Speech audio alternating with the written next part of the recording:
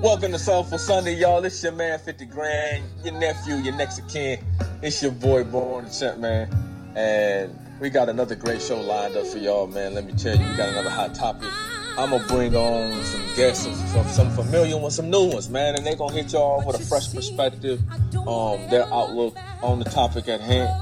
And I'm telling you now, grab a pen, grab a piece of paper, grab your audio recorders, grab your, go ahead for my iPhone users, going to pull up that screen recorder because something powerful is going to be said that is going to encourage, that's going to uplift you. So if y'all ready, I say now, let's get it.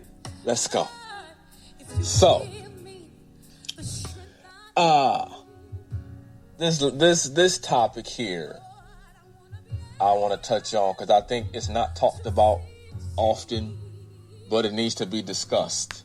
And that is, how do you handle rejection? Ooh, boy, I know you was going there. Ooh. Go ahead.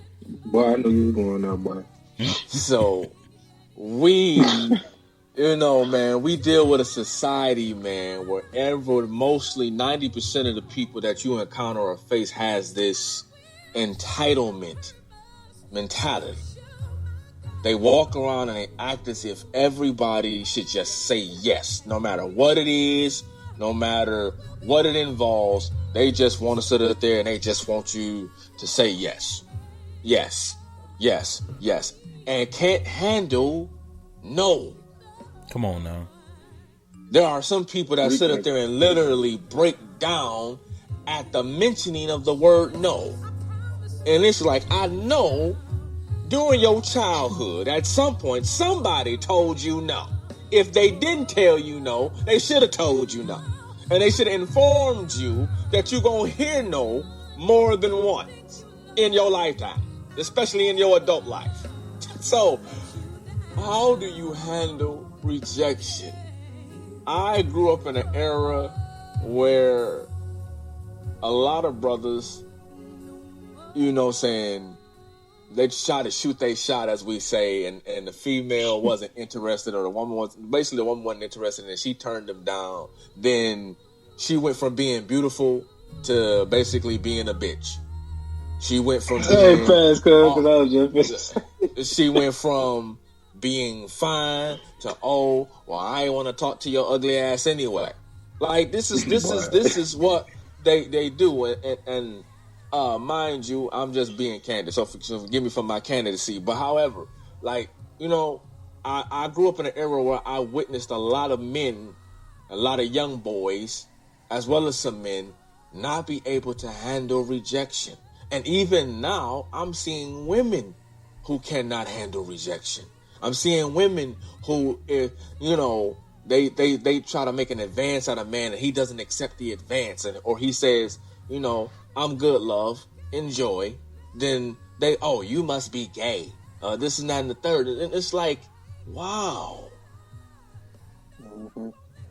Not realizing sometimes rejection can save your life. Woo-wee! Mm-hmm. Help me, Holy Ghost. Boy, I just did a backflip, boy. Sometimes that very person that you find yourself lusting after, because the majority of the time that's what it is. It's lust. So that person that you find yourself sitting up there lusting after, infatuated with, trying to sit up there and pursue, what you don't see and what you don't know is the abuser that's on the inside. What you don't see and what you don't know is the manipulator that they are. Come on now. What you don't see and what you can't recognize is the deceiver that they are. But what you hung up on is the simple fact is that, how bad you want them. But you ain't realizing the simple fact them not being interested in you, the feeling not being mutual, is saving you from unnecessary heartbreak and heartache. So how do you handle rejection? Take it with a grain of salt, big fella. But everybody don't take it with a grain of salt, though, big dog. They don't. We're seeing it happen. And the crazy thing is we're seeing it happen on multiple levels. We're seeing it happening amongst celebrities. We're seeing it happen amongst rich folks. We're seeing it happen amongst middle class. We definitely see it happen against the lower class. But the fact of the matter is we see it happening. It doesn't matter a person's stature. There's people out here that simply cannot handle rejection. And it's because the emphasis of it is so negative that we have not learned and recognized and see that really there's a positive side to it. Now, as much as you may not like being rejected, and quite honestly, none of us really do. None of us don't really. When it's something that we really want or someone that we really want, we really don't want to be rejected by that person. But again, you have to start learning how to see it from the other side and see it on the other side of that coin, because you just may possibly be sitting up there and settling for a 20. Come on now. When you really want 100. Well, but all right, so look. Last night we made a statement, right? And it was about rejection to a certain extent. Now, that rejection that you had brought up was about if you're in a relationship and some of the most minusculest of things can be considered rejection. You know, whether she say, hey, can I go with you to do this, woo-wop, or whatever. Now, if you're talking about that type of rejection, understand that type of rejection pushes a person away. All kinds of rejection will eventually push anybody away. That's why it's called rejection. Now, if you're talking about from the get-go, from the off the jump, hey, how you doing? No, I'm good. Well, then, you know what I'm saying? That type of rejection. Now, that one, that come with a plethora of emotions, just reasons like, dang, is it me? Because I remember, man, I just said, hey, how you doing, my love? How you doing? I was just trying to see what the time was. Literally asking what the time was. Got told off. I'm talking about ruthlessly, bro. I didn't care about none of that stuff you just told me. I just really wanted to know what the time was. But all right, you know what I'm saying? You know, but it's like, why is it like that nowadays? You get what I'm saying? It shouldn't be to that point. It should be, I should be able to say, look, I apologize. I don't mean to interrupt you.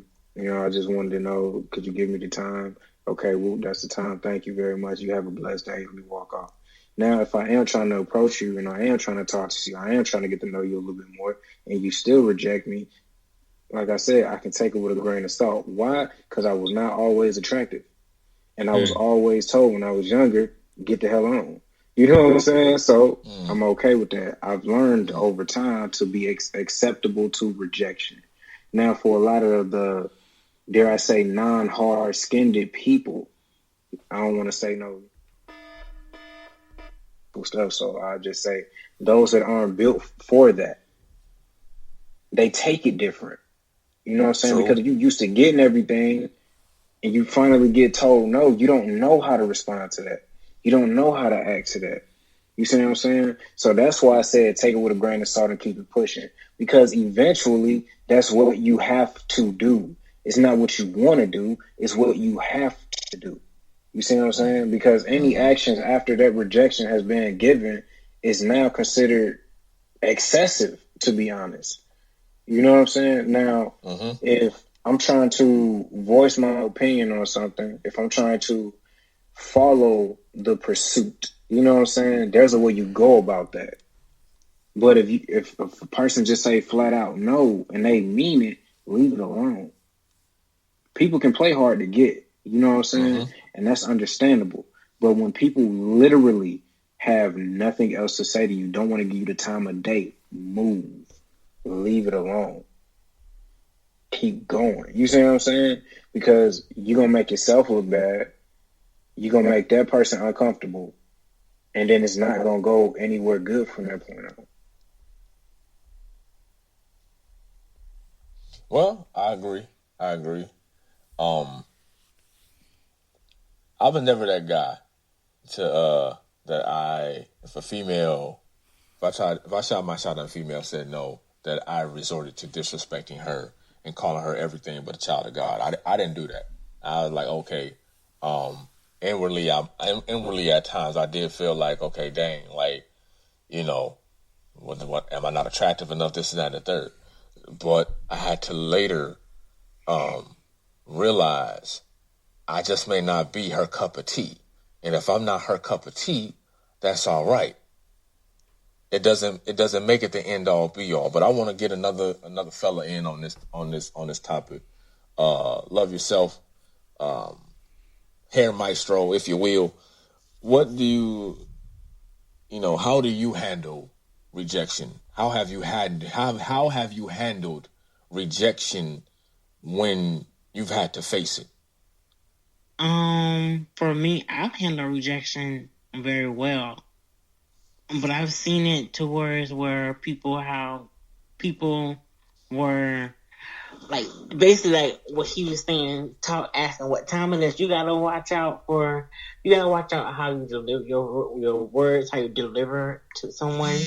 And not only that, it's like having a full conversation with someone, just like knowing it's about what your intentions are. That's what they want to know. They want to know what your intentions are. Okay. Okay. That's it, just what their intentions are. I mean, I can understand that. I can relate to that. Because I've been there. I've been in that place too, where in fact it's just like, hey, like I've wanted to, I've questioned, if a female approached me like, okay, well, what is, what exactly is she seeing? What is she thinking? What is her angle? And the downside to that too is that you can sometimes misjudge a person's intent. So there's nothing wrong with wanting to know their intentions. I would say just don't be afraid to sometimes maybe ask. Sometimes the best approach is a direct approach. But again,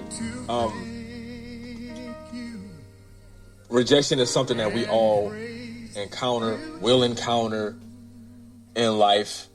Just know and understand the simple fact that rejection is not the end all be all when it comes to you pursuing someone.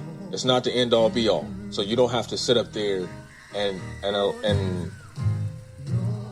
feel like it's the end of the world. It's not the end of the world because someone you like is the feeling is not mutual. Start to learn and look at it and see the simple fact that just maybe one, you may not be their cup of tea, and that's all right. Because there's someone out there that you are their cup of tea, and they are going to appreciate every sip. Then there are those, in fact, to where them rejecting you literally is God saving you from unnecessary heartache and pain. Every hurt and every pain is not necessary.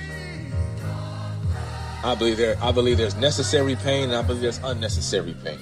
I believe the necessary pain comes from the trials and tests and tribulations and that we have to go, that God has specifically set up and designed for us to go through to help shape us and form us into who He's calling us to be. Then I believe the unnecessary is when we don't listen to Him and we want to do our own thing. So we have to take what would come of making the decision to want to do our own thing. But again, please, people, ladies and gentlemen, if you hear me well. Rejection is not always a bad thing, so don't always look at it as a bad thing. Sometimes it's a lifesaver. And a life saved is a life to some effect that can definitely, without question, has potential to grow and be something great and awesome. So don't always take it to heart when someone doesn't see you the same manner that you would like them to. But again, I greatly appreciate y'all tuning in to this episode of Soulful Sunday with your man, 50 Grand, Born a Champ. That is I am him. As Snoop would say, slim with the tilted brim. And so I greatly appreciate y'all. Shout out to my guests that tuned in. Jay Baby, Patrice, the chef, Keno Smith, Love Yourself, the hair extraordinaire, my engineer behind the scenes, DJ Joe Brown.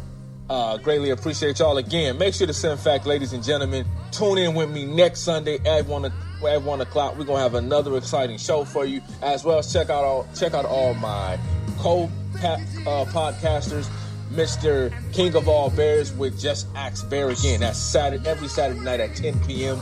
Eastern Standard Time, as well as check out my homegirl Bestie, where her show That's My Best Friend every Saturday afternoon at 4 o'clock. Tune in, support them. Again, download Spotify. You can catch every podcast on there or iTunes. Trust me, the simple fact that you will not want to miss an episode. You will not want to miss a show. As well as my boy Keno. He has one. It's called Keno's Corner. Make sure to